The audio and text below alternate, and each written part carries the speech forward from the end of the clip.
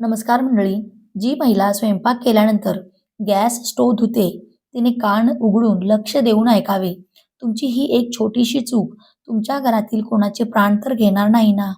मित्रांनो बघा, अनेक घरांमध्ये असे दिसून आले आहे की जेव्हा स्वयंपाकघरात महिला स्वयंपाक करतात, तेव्हा स्वयंपाक केल्यानंतर लगेच त्या गॅस स्टोव्ह धुवायला लागतात. पण शास्त्रानुसार हे योग्य आहे की अयोग्य? आजच्या या व्हिडिओमध्ये आपण याच विषयी चर्चा करणार आहोत. मित्रांनो बघा, शास्त्रांमध्ये तर हे देखील लिहिले आहे की प्रत्येक घरातील व्यक्तीचा स्टोव्ह त्याला काहीतरी सांगतो. होय, आजच्या या व्हिडिओमध्ये जी विशेष माहिती आम्ही तुमच्यासाठी घेऊन आलो आहोत, ती माहिती गरुड पुराणावर आधारित असेल. आणि मित्रांनो, आपल्या हिंदू सनातन धर्मात असे म्हटले आहे की गरुड पुराणाचा जो ग्रंथ आहे तो साधा ग्रंथ नाही. या पुराणात आपल्या आयुष्याशी संबंधित सर्व लहान लहान गोष्टींचे आणि लहान लहान क्रियांचे सविस्तर ज्ञान मिळते. मित्रांनो बघा, की प्रत्येक घराचे जे सर्वात पवित्र आणि जे सर्वात मुख्य स्थान असते ते स्वयंपाकघर असते. पण त्या स्वयंपाकघरातही जो स्टोव्ह असतो तो देखील आपल्या घराच्या सुखशांतीवर थेट परिणाम करतो. म्हणजेच घराची सुखशांती, वास्तू, पितृ या सर्व गोष्टीशी थेट संबंध ठेवतो. या व्हिडिओमध्ये आपण जाणून घेणार आहोत की स्वयंपाक केल्यानंतर गॅस स्टोव्ह धुवावा की नाही, आणि कोणत्या दिवशी आपण गॅस स्टोव्ह धुवावा, आणि स्टोव्हची साफसफाई कशी करावी, आणि आपण काय करावे की आपल्या घराचा स्टोव्ह नेहमी पवित्र राहील. चला तर मित्रांनो, व्हिडिओ सुरू करूया. पण त्याआधी तुमच्या फायद्यासाठी एक महत्त्वाची माहिती. मित्रांनो, तुम्हालाही लक्ष्मी मातेचा आशीर्वाद तुमच्यावर कायम राहावा असे वाटत असेल तर या व्हिडिओला एक लाईक नक्की करा आणि चॅनेलला सबस्क्राईब करून आम्हाला प्रोत्साहित करा, आणि कमेंट बॉक्समध्ये जय महालक्ष्मी असे नक्की लिहा. मित्रांनो बघा, आपले शास्त्र असे म्हणते की घरातील जो गॅस स्टोव्ह असतो, मित्रांनो तो स्टोव्ह फक्त स्वयंपाक बनवण्याची वस्तू नाही, तर तो तुमच्या संपूर्ण कुटुंबाची समृद्धी आणि आरोग्य आणि मानसिक शांतीचा मूळ आधार असतो. मित्रांनो, हे घराच्या अग्निकुंडासारखे असते, जिथे देवतांचा वास मानला जातो. हे असे समजा की स्वयंपाकघर आणि विशेषतः गॅस स्टोव्ह हे घराचे सर्वात पवित्र स्थान मानले जाते. आणि आपण सर्वांनी हे वाचलेच असेल की गॅस स्टोव्हचा थेट संबंध अग्निदेवाशी असतो.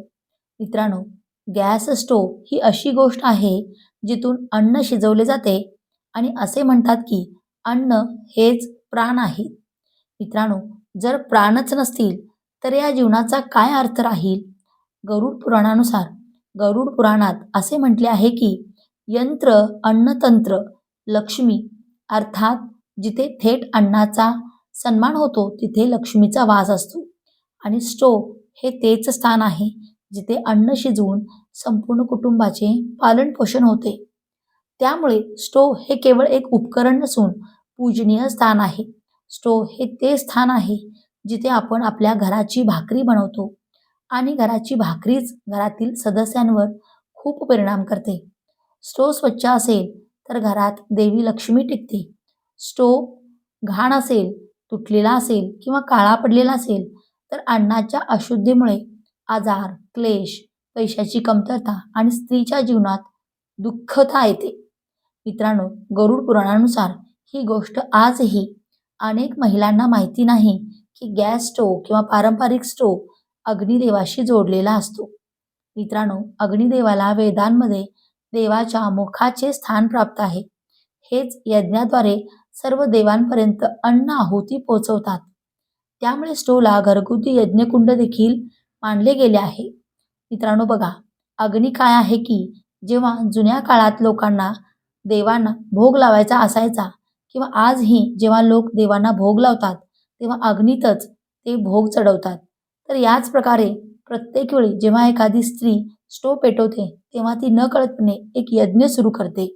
मित्रांनो, असे म्हणतात की घराची चूल सर्व गोष्टींपेक्षा महत्त्वाची असते, आणि गरुड पुराण आणि धर्मशास्त्रानुसार स्त्री आणि चुलीचा संबंध खूप घनिष्ठ मानला जातो. का? कारण चुलीवरच स्त्रिया स्वयंपाक करतात, आणि स्त्रियांचे दुसरे घर कोणाला म्हणतात तर स्वयंपाकघराला म्हणतात. आणि स्वयंपाकघरात जी चूल असते ती स्त्रियांच्या सर्वात जवळ असते. मित्रांनो, चूल घरातील स्त्रीच्या नशिबाशी जोडलेली असते.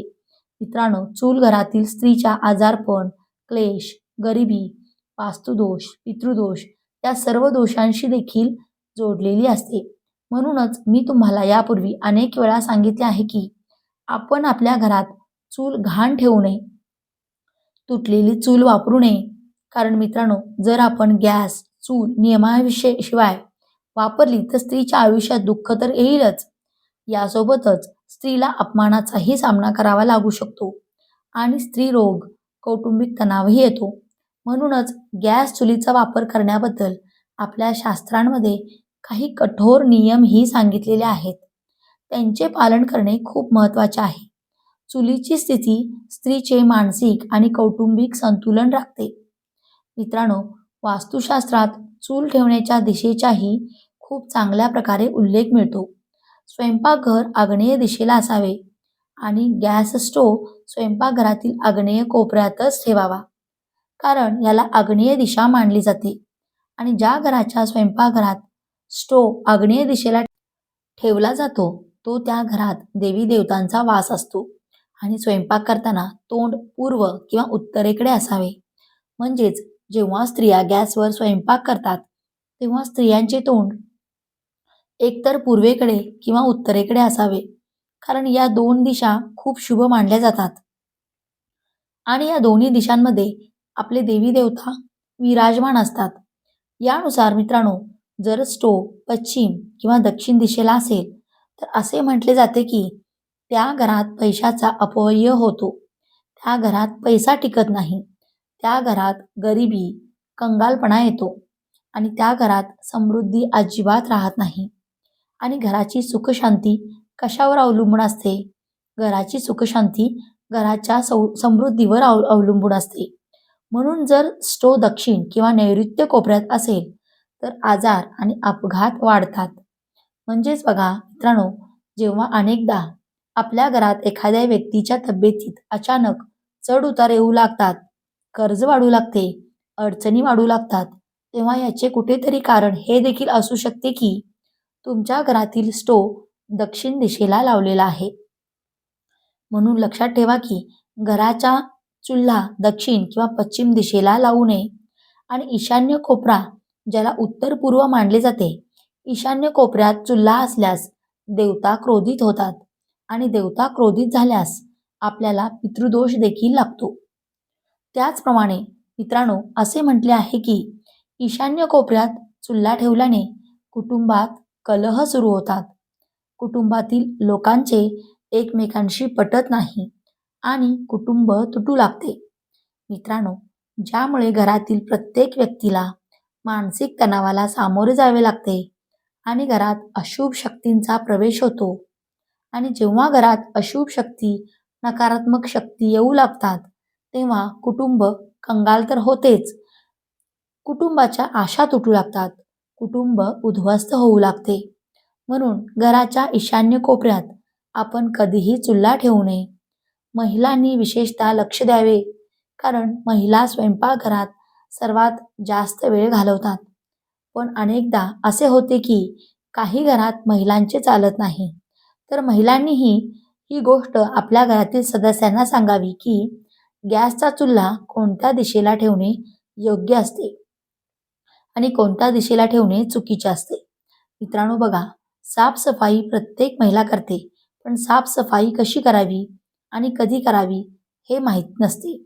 मित्रांनो, लक्षात ठेवा की गरुड पुराण, वास्तुशास्त्र आणि धर्मशास्त्रानुसार आपल्याला अनेक गोष्टी पाहायला मिळतात की जी घरातील स्त्री मनाने, प्रेमाने आणि ध्यानाने चुल्याला पवित्र मानून काम करते त्या घरात आजारपण खूप कमी येते, पती पत्नीमध्ये प्रेम टिकून राहते आणि धनधान्याचीही कधीही कमतरता नसते. मित्रांनो, स्वयंपाकघरातून निघणारी सकारात्मक ऊर्जा संपूर्ण घरात शांतता पसरवते. कारण स्वयंपाकघर हे या कलियुगातील सर्वात पवित्र स्थान मानले गेले आहे. परंतु काही लोक असे आहेत की जे अजूनही त्याच्या पवित्रतेपासून अनभिज्ञ आहेत. त्यांना वाटते की स्वयंपाकघरात पवित्रता राखू नये, परंतु स्वयंपाकघर नेहमी पवित्र ठेवावे. बघा, गॅस शेगडीची साफसफाई करण्याबद्दलही आपल्या शास्त्रात काही नियम आहेत. म्हणजे सकाळी सूर्य उगवल्यानंतरच शेगडी पेटवावी. महिलांनी नेहमी लक्षात ठेवावे की मध्यरात्री शेगडी पेटवू नये. मध्यरात्री शेगडी पेटवल्याने अग्निदेवाचा अपमान होतो. शेगडी पेटवण्यापूर्वी हळद, पाणी किंवा गोमूत्राने हात लावून प्रणाम करा. म्हणजे जर तुमच्या घरात गंगाजल असेल तर महिलांना हवे असल्यास गंगाजल ही गॅस शेगडीवर शिंपडू शकता. परंतु असे म्हटले आहे की हळदीचे पाणी किंवा गोमूत्राने हात लावूनच शेगडीला स्पर्श करावा. जर तुम्ही रोज हे करू शकत नसाल तर किमान आठवड्यातून एकदा तरी हा नियम तुम्ही पाळू शकता. आणि शेगडी स्वच्छ झाल्यानंतरच स्वयंपाक करावा. म्हणजे शेगडी स्वच्छ केल्याशिवाय आपण स्वयंपाक करू नये. आणि मित्रांनो, आठवड्यातून एकदा विशेष साफसफाई करा. कारण जर आपण आपल्या घराच्या स्वयंपाकघराची आठवड्यातून एकदा साफसफाई केली तर ते चांगले राहील. कारण का? बघा, की गॅस शेगडीवर फक्त अग्निदेवच नाही तर गॅस शेगडीवर माता अन्नपूर्णा आणि माता लक्ष्मी देखील आपले स्थान ठेवतात, त्यावर विराजमान असतात. म्हणून लिंबू आणि मीठ मिसळून शेगडीची जळलेली जागा नक्कीच स्वच्छ करा. ब्रश किंवा कपड्याने कोपरे व्यवस्थित स्वच्छ करा आणि शेगडी खाली साचलेली घाण किंवा तेलाचे डाग पूर्णपणे काढून टाका. आणि गॅस पाईप, व्हॉल्व्ह ओल्या कपड्याने पुसून घ्या. तिथे घाण जमा होते, त्यामुळे वास्तुदोष लागतो. ही गोष्ट देखील समजून घेण्यासारखी आहे की वास्तुदोष मोठ्या गोष्टींमुळे नाही तर छोट्या छोट्या चुकांमुळे लागतो. आणि महिलांनी विशेषतः काय करू नये हे नक्की लक्षात ठेवावे की स्नान न करता चुलीवर स्वयंपाक करणे वर्जित मानले गेले आहे. आजच्या काळात आधुनिक महिला झाल्या आहेत. शहरातील मोठ्या मोठ्या महिला काय करतात की स्नान न करता थेट स्वयंपाकघरात जातात, चुलीला स्पर्श करतात. घराच्या स्वयंपाकघरात जाऊन कोणी स्वयंपाक करायला लागते, कोणी आपल्या हाताने माठातून पाणी भरून प्यायला लागते. हे पूर्णपणे वर्जित मानले गेले आहे. बघा, ज्या महिला स्नान न करता स्वयंपाकघरात जातात त्यामुळे स्वयंपाकघरातील ऊर्जा अशुद्ध होते आणि महिला अन्नदोषी बनतात. त्यामुळे जेव्हा अन्नाचा दोष निर्माण होतो तेव्हा स्वयंपाकघरात अन्नाची कमतरता येते. स्वयंपाकघरातील डबे नेहमी रिकामे राहतात. अन्नाची खूप हानी होते आणि धनाची देखील खूप हानी होते. त्यामुळे स्नान न करता चुलीवर स्वयंपाक करू नये. आणि रात्री घाणेरडी चूल तशीच सोडण्याची अनेक महिलांना सवय असते. रात्री स्वयंपाक केला, चूल घाणेरडी तशीच सोडून दिली. पण तुम्ही हे का विसरता की चुलीवर देवी लक्ष्मी आणि अन्नपूर्णा माता निवास करतात. देवी लक्ष्मीचा संबंध धनाशी असतो आणि अन्नपूर्णेच्या अन्नाशी असतो. त्यामुळे महिलांनी रात्री घाणेरडी चूल देखील सोडू नये. स्वयंपाक केल्यानंतर लगेच चूल स्वच्छ करावी आणि जळलेली चूल अनेक दिवस स्वच्छ न करता सोडून देणे हे ग्रहकलेश, आजार आणि धनहानीला आमंत्रण देते. महिने महिने घराच्या महिला चुली स्वच्छ करत नाहीत. का? कारण अनेक महिलांना काम करायला आळस येतो. नोकरी करणाऱ्या महिलेला वेळ मिळत नाही. काही महिलांना साफसफाई करण्यात अजिबात रस नसतो. त्यामुळे घराचे वातावरण बिघडणे निश्चित आहे. आता मित्रांनो, बघा की अनेक लोकांना सवय असते, मी फक्त महिलांबद्दल बोलत नाहीये, मी पुरुषांबद्दलही बोलत आहे की अनेक लोकांना सवय असते की ते चुली शेजारी खरकटी भांडी जमा करतात. चुली शेजारी खरकटी भांडी कधीही ठेवू नयेत. कारण चूल ही सर्वात पवित्र गोष्ट आहे आणि चुली शेजारी खरकटी भांडी जमा केल्याने वास्तुदोष, नकारात्मक ऊर्जा जमा होते. त्यामुळे चुलीवर आणि चुलीच्या आसपास रिकामी भांडी कधीही ठेवू नयेत. आणि चुलीवर सामान ठेवणे म्हणजे डबे, भांडी ठेवल्याने ऊर्जेचा प्रवाह थांबतो आणि कामात अडथळे येतात. असे केल्याने महिलांनी विशेष लक्ष ठेवावे की त्या काय करतात की जेव्हा त्यांना सामान ठेवण्यासाठी कधी कधी जागा मिळत नाही तेव्हा त्या चुलीवर टाकतात, जे पूर्णपणे चुकीचे मानले गेले आहे. मित्रांनो, चुलीशी संबंधित काही आध्यात्मिक नियम देखील आहेत. असे म्हटले आहे की चुलीला दिवसातून एकदा सकाळी किंवा संध्याकाळी कोणत्याही वेळी गायत्री मंत्र किंवा ओम अग्ने नमः बोलून पेटवावे. कारण चूल ही खूप पवित्र गोष्ट आहे आणि पूजनीय आहे. अनेकदा जेव्हा लोक घरात नवीन चूल घेऊन येतात, तेव्हा त्या चुलीचा वापर करण्यापूर्वी त्या चुलीवर स्वस्तिक काढतात. त्या चुलीवर कुंकू, अबीर, गुलाल आणि अक्षता वाहतात. त्यामुळे गायत्री मंत्र किंवा ओम अग्ने नमः बोलून चुलीचा वापर करावा आणि स्वयंपाकघरात माता अन्नपूर्णा आणि देवीचे स्मरण करूनच भोजन बनवावे. जर तुमच्या घराच्या स्वयंपाकघरात किंवा घरात मंदिर असेल तर खूप चांगली गोष्ट आहे आणि नसेल तरीही घराच्या स्वयंपाकघरात कमीत कमी एका देवाची मूर्ती नक्कीच लावावी. एकतर गणपतीची लावा किंवा लक्ष्मी मातेची लावा. कारण त्यांचे स्मरण करूनच जेव्हा आपण गॅस पेटवतो तेव्हा त्या चुलीतून पवित्र अग्नी बाहेर पडते आणि दर आठवड्यातून एक दिवस चूल स्वच्छ करून त्यावर हळद चंदनाने स्वस्तिक नक्की काढा. मित्रांनो, मी तुम्हाला हीच गोष्ट आधी समजावली आहे आणि आत्ताही समजावत आहे. जेव्हा नवीन सून घरी येते तेव्हा तिला पहिले जेवण स्वयंपाकघरात बनवून चुलीवर देवाला नैवेद्य दाखवणे हे शुभ मानले जाते. कारण जेव्हा घरात नवीन सून येते तेव्हाही अनेक लोक काय करतात की घराची जी पहिली स्वयंपाक बनवते तिला नैवेद्य दाखवत नाहीत. भक्तांनो बघा, स्वयंपाकघर फक्त जेवण बनवण्याची जागा नसते. हे घराचा तो कोपरा आहे जिथून संपूर्ण कुटुंबाचे पोट भरते, जिथून घरात समृद्धी येते आणि जिथे लक्ष्मी मातेचा वास मानला जातो. आपल्या जुन्या काळात स्वयंपाकघराला इतके पवित्र मानले जात होते की तिथे आंघोळ न करता कुणीही पाऊल ठेवत नव्हते आणि जो कोणी जेवण बनवत असे तो आधी स्वतःला स्वच्छ करून घेत असे, मगच चुलीपाशी जात असे. चूल तर जणू घराच्या यज्ञकुंड होता, जिथे रोज अग्निदेवाचे आवाहन होत असे आणि जिथे अन्नपूर्णा मातेची कृपा उतरत असे. म्हणूनच तिची खूप आदराने काळजी घेतली जात असे. तुम्ही पाहिले असेल की जुन्या काळात मातीच्या चुली किंवा लाकडी चुली असायच्या. जेव्हा जेवण बनवून जायचे तेव्हा महिला लगेच पाणी टाकून त्यांना धुवत नसत. आधी चूल थंड होऊ दिली जात असे आणि दुसऱ्या दिवशी सकाळी तिला व्यवस्थित धुतले जात असे. या सवयीमागे फक्त हेच कारण नव्हते की गरम चूल पाणी टाकल्यावर फुटू शकते, तर एक खोल श्रद्धा देखील होती. असे म्हटले जात होते की जेवण बनवल्यानंतर चुलीत उरलेले अग्नी आणि तिची उष्णता घरात बरकत आणि ऊर्जा टिकवून ठेवते. जर तुम्ही लगेच पाणी टाकून ते थंड केले तर ती ऊर्जा अचानक संपते. हे असेच आहे जसे की कोणी पूजा पूर्ण होण्यापूर्वीच दिवा विझवतो किंवा हवनकुंडावर पाणी टाकतो. वास्तुशास्त्रातही असे मानले जाते की चूल हे घराच्या अग्नीचे प्रतीक आहे आणि अग्नीचा सन्मान केला पाहिजे. अग्नीचा अपमान घराच्या सुखसमृद्धीवर परिणाम करतो. अनेक वडीलधारी मंडळी असेही म्हणतात की स्वयंपाक झाल्यावर चूल धुतल्याने स्वयंपाकघरातील लक्ष्मी रुसू शकते आणि पैशाचा ओघ कमी होऊ शकतो.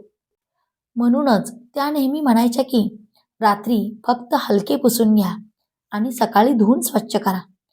आणखीन एक गोष्ट जी कमी लोकांना माहिती आहे ती म्हणजे स्वयंपाकघरातील अग्नी केवळ शरीराचे पोट भरत नाही, तर मानसिक शांती देखील देते.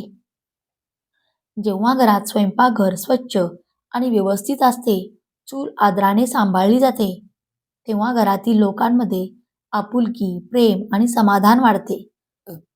या उलट जर स्वयंपाकघर गलिच्छ असेल, चूल बेपर्वाईने धुतली किंवा तशीच सोडली तर घरातील वातावरण तणाव आणि चिडचिडेपणा येऊ शकतो. जुन्या काळातील स्त्रिया चुलीला देवीचे स्थान मानत असत. सकाळी आंघोळ करून त्या सर्वात आधी चुलीपाशी जात असे. तिला हळद आणि कुंकवाने सजवत, मग अग्नी प्रज्वलित करत आणि स्वयंपाक करत. त्यांच्यासाठी हे केवळ स्वयंपाक करणे नव्हते, तर पूजेसारखे काम होते. स्वयंपाक झाल्यावर त्या चुलीला फक्त हलक्या हाताने पुसून टाकत, जेणेकरून रात्रभर त्यात राहिलेली उष्णता घराची सकारात्मक ऊर्जा टिकवून ठेवेल. दुसऱ्या दिवशी सूर्य उगवल्यानंतर आंघोळ करून त्या चुलीला धुवून चमकवत असत. यामुळे घरात समृद्धी आणि सुखशांती टिकून राहत असे. आजकाल गॅसचे स्टोव्ह आले आहेत आणि लोकांच्या सवयीही बदलल्या आहेत. स्वच्छतेच्या घाईत किंवा सवयीने लोक स्वयंपाक झाल्यावर लगेच स्टोव्ह पाण्याने धुतात. हे दिसायला स्वच्छ दिसते, पण वास्तुशास्त्र आणि परंपरेनुसार हे योग्य नाही. विशेषतः रात्री स्टोव्ह ओला सोडणे चांगले मानले जात नाही, कारण ओल्या पृष्ठभागामुळे ओलावा शोषला जातो आणि अग्नीची शक्ती कमकुवत होते. याशिवाय पाण्याच्या चुकीच्या पद्धतीने निचरा झाल्याने स्वयंपाकघरात घाण आणि नकारात्मकता येऊ शकते. जर रात्री स्वच्छता करायचीच असेल तर फक्त कोरड्या किंवा हलक्या ओल्या कपड्याने पुसून घेणे चांगले आहे आणि सकाळी ते व्यवस्थित धुवावे. यामुळे स्वच्छताही होईल आणि अग्नीची उष्णताही अचानक संपणार नाही. स्वयंपाक करतानाही स्टोव्हवर अनावश्यक घाण पसरणार नाही याची काळजी घ्यावी, जेणेकरून नंतर जास्त पाणी घालण्याची गरज पडणार नाही. काही लोक म्हणतात की जर स्वयंपाक झाल्यावर लगेच स्टोव्ह धुतला तर घरात गरिबी येते. ही गोष्ट थेट खरी असो वा नसो, पण परंपरा अशाच बनलेल्या नाहीत हे निश्चित आहे. प्रत्येक रिवाजामागे काहीतरी खोल कारण असते आणि येथे कारण आहे अग्नीचा सन्मान आणि ऊर्जेचे संरक्षण. अग्निदेवाला सन्मान देणे म्हणजे आपण आपल्या जीवनाला चालना देणाऱ्या शक्तीला मान्यता देतो. अनेक घरांमध्ये तर अशीही प्रथा होती की स्टोव्ह धुण्यापूर्वी त्यावर थोडे पाणी अर्पण करून हात जोडून अग्निदेवाला नमस्कार केला जात असे. हा केवळ धार्मिक विश्वास नाही, तर एक मानसिक जोडणी देखील आहे. जेव्हा आपण एखाद्या वस्तूचा किंवा जागेचा सन्मान करतो, तेव्हा त्यातून सकारात्मक ऊर्जा मिळते. स्त्रिया असेही मानत असत की स्टोव्ह जितका स्वच्छ आणि आदराने सांभाळला जाईल, तितकी घरात समृद्धी येईल. याच कारणामुळे त्या सकाळी लवकर त्याला धुवून स्वच्छ करत असत. कधी कधी त्यावर हळदीचा टिळा लावून दिवसाची सुरुवात करत असत. हे काम त्याच्यासाठी केवळ स्वच्छता नव्हते, तर लक्ष्मी मातेला निमंत्रण देण्यासारखे होते. आज जरी काळ बदलला असला तरी जर आपण या जुन्या सवयीत थोड्या समजुतीने स्वीकारल्या तर घरात सुख, समृद्धी, शांती आणि बरकत टिकून राहू शकते. चूल धुण्याची वेळ आणि पद्धत थोडी बदलायची आहे. रात्री फक्त हलके पुसणे आणि सकाळी आंघोळ करून व्यवस्थित धुणे. यामुळे स्वच्छताही टिकून राहील आणि वास्तूत शुभफळही मिळेल. स्वयंपाकघर आणि चूल हे घराचे हृदय असतात आणि हृदयाला नेहमी आपुलकी, स्वच्छता आणि आदराची गरज असते. त्यामुळे अग्नीचा आदर करा, चुलीची प्रेमाने काळजी घ्या आणि बघा, अन्नपूर्णा मातेची कृपा कधीही कमी पडणार नाही. गृहिणी स्वयंपाक झाल्यानंतर चूल धुण्याशी संबंधित आणखीन अनेक छोटे नियम आणि खबरदारी आहेत, जे आपल्या पूर्वजांनी उगाचच सांगितलेले नाहीत, कारण अनेक वर्षाच्या अनुभवातून आणि वास्तुशास्त्राच्या समजुतीतून बनवले आहेत. आम्ही तुम्हाला हे अगदी गोष्टीसारखे समजावून सांगतो, जेणेकरून गोष्टी थेट मनात उतरतील. नंबर 1, सर्वात पहिली खबरदारी ही आहे की स्वयंपाक झाल्यानंतर लगेच, विशेषतः जेव्हा चूल अजून गरम असेल, तेव्हा त्यावर पाणी टाकू नये किंवा ती धुवू नये. गरम लोखंड किंवा स्टीलवर थंड पाणी केवळ वास्तुशास्त्रातच नाही, तर विज्ञानातही हानिकारक आहे, कारण यामुळे लोखंडाचा पृष्ठभाग लवकर खराब होतो आणि त्याचा रंग, चमकही निघून जाते. जे जुने लोक म्हणायचे की असे केल्याने चूल नाराज होते आणि तिचे आयुष्य कमी होते. नंबर 2, दुसरी गोष्ट म्हणजे रात्री चूल पूर्णपणे ओली सोडणे चांगले मानले जात नाही. ओली चूल रात्रभर ओलावा शोषून घेते आणि वास्तूनुसार हा ओलावा नकारात्मक ऊर्जा आकर्षित करतो.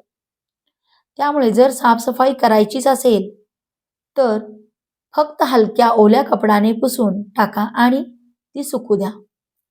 नंबर 3, तिसरी खबरदारी अशी की चूल साफ करताना तोंडाने फुंकर मारणे, जोरात आपटणे किंवा लाथ मारणे खूप अशुभ मानले जाते. याला अग्नीचा अपमान म्हटले आहे. जर चूल चुकून पडली किंवा तुटली तर ती सन्मानाने बाजूला ठेवून बदलली पाहिजे. नंबर 4. चौथी गोष्ट, चूल नेहमी आग्नेय दिशेला असावी आणि धुण्याचे साफ करण्याचे काम सकाळी सूर्योदयानंतर करणे सर्वात चांगले मानले जाते. असे म्हणतात की सकाळच्या पहिल्या किरणांमध्ये जी ऊर्जा असते ती स्वयंपाकघरात समृद्धी आणते. आणखीन एक खास गोष्ट म्हणजे चूल धुताना तीव्र गंध असलेल्या रासायनिक क्लीनरचा वापर कमी करावा, कारण ते केवळ आरोग्यासाठी हानिकारक नाही तर अन्नाच्या पवित्रतेवरतीही परिणाम करते. जुन्या काळात लोक राख, लिंबू किंवा राख भस्म वापरत होते, जे पूर्णपणे नैसर्गिक होते. आणि हो, साफसफाई करताना लक्षात ठेवा की पाणी चुलीच्या खाली किंवा गॅस पाईपच्या आसपास जाऊ नये, अन्यथा अपघाताची शक्यता वाढते. गॅस चूल धुतल्यानंतर ती व्यवस्थित सुकवून घ्यावी, जेणेकरून ओलाव्यामुळे कोणतीही गळती किंवा गंज लागणार नाही. नंबर 5. शेवटची आणि खूप महत्त्वाची गोष्ट म्हणजे चूल धुताना मनात चिडचिड किंवा राग नसावा. आपले पूर्वज मानत होते की ज्या मनस्थितीत तुम्ही स्वयंपाक घर आणि चूल सांभाळता तीच ऊर्जा अन्नात उतरते. म्हणून नेहमी प्रसन्न मनाने, हळुवारपणे आणि प्रेमाने ती धुवावी, जणू काही तुम्ही तुमचे लक्ष्मी मातेचे आसन स्वच्छ करत आहात. तर मित्रांनो, हा महत्त्वपूर्ण व्हिडिओ तुम्हाला कसा वाटला? व्हिडिओ आवडला असेल, व्हिडिओतील माहिती उपयुक्त वाटली असेल तर व्हिडिओला एक लाईक नक्की करा आणि चॅनेलला सबस्क्राईब करून आम्हाला प्रोत्साहित करा. धन्यवाद. श्री स्वामी समर्थ. जय महालक्ष्मी.